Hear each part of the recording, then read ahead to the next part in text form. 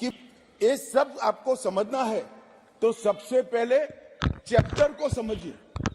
Chapter की अनुक्रमणिका देखेंगे तो ही मालूम पड़ जाएगा कि कानून इस देश के नागरिकों के लिए नहीं बने थे, कानून अंग्रेजों की राज की सुरक्षा के लिए।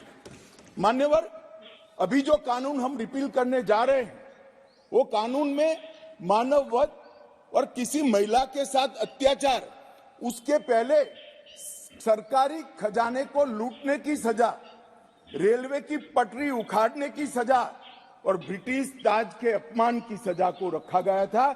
मानव वध तो बेचारा 302 नंबर पर बैठा बैठा अपनी राह देख रहा था। सुरक्षा प्रायोरिटी क्या थी? मानव वध नहीं था। किसी महिला के साथ हुआ दुर्व्यवहार, अत्याचार को न्याय दिलाना नहीं था।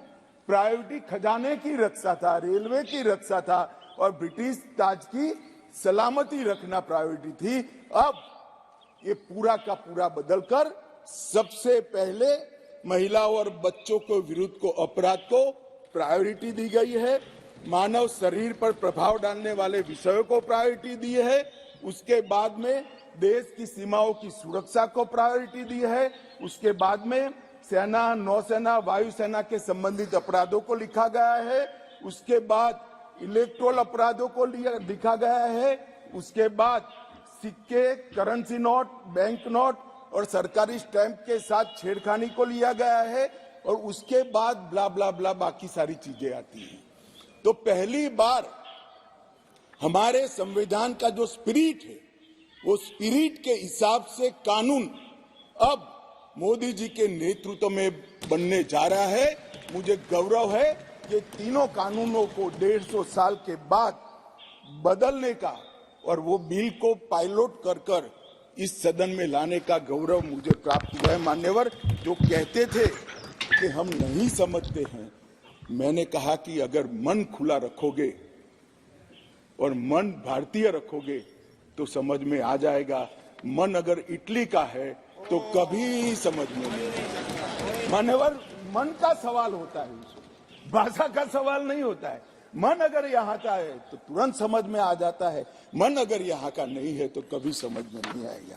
मान्यवर, इसमें बहुत सारी चीजों पर हमने थ्रस्ट दिया है। आतंकवाद की व्याख्या अब तक किसी भी क्रिमिनल जस्टिस सिस्टम के कानून में नहीं थी। पहली बार मोदी सरकार आतंकवाद को अब व्याख्यायित करने जा रही है, जिससे इसका कोई लूपहोल्स उठाकर आगे फायदा न ले पाए। मान्यवर, इसके साथ साथ राजद्रोह को देशद्रोह में बदलने का काम। पहले राजद्रोह की व्याख्या थी, मैं आगे डिटेल में बताऊंगा। राज से मतलब शासन था, भारत नहीं था।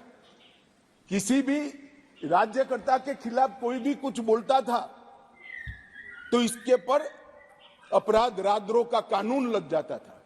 हमने व्यक्ति की जगह देश को रखा है। व्यक्ति की टीका ये लोकतंत्र का सबसे अच्छा लक्षण है और देश को नुकसान करने वाले को कभी बख्शना नहीं चाहिए। ये दृढ़ता भी इसमें है। राजद्रोह को इतने साल के बाद देशद्रोह में परिवर्तित करने का काम ये कानून करेगा। मान्यवर, कानून में आज इस सदन के सभी सभासदों को गारंटी देना चाहता हूं कि आने वाले 100 साल के टेक्निकल इनोवेशन जितने भी होंगे, इसकी कल्पना कर हमारी न्यायिक पद्धति को इससे सुसज्ज करने के लिए सारे प्रोविजन इसी कानून के अंदर कर दिए गए हैं और सारी टेक्नोलॉजी का उपयोग कर जल्दी न्याय बने, इसके लिए भी हम आगे बढ़ रहे हैं। मॉब लिंचिंग का प्रावधान भी किया है। एक बार मैं किसी भाषण में चिदम्बरम साहब को सुन रहा था। उन्होंने कहा कि गृह मंत्री की परीक्षा है कि नया कानून लेकर आएंगे तो मॉब लिंचिंग का क्या करेंगे। चिदम्बरम साहब, ना आप हमारी पार्टी को समझे हो, ना हमारे सिद्धांतों को समझे हो।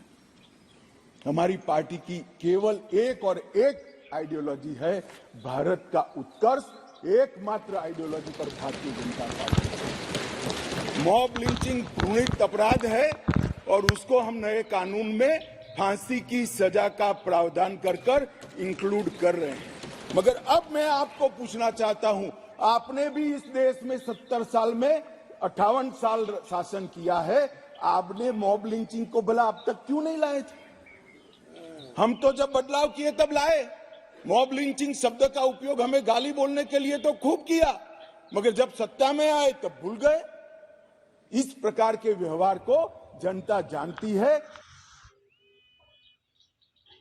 कर इंक्लूड कर रहे हैं। मगर अब मैं आपको पूछना चाहता हूं, आपने भी इस देश में 70 साल में 58 साल शासन किया है, आपने मॉब लिंचिंग को भला अब तक क्यों नहीं लाए थे? हम तो जब बदलाव किए तब लाए। मॉब लिंचिंग शब्द का उपयोग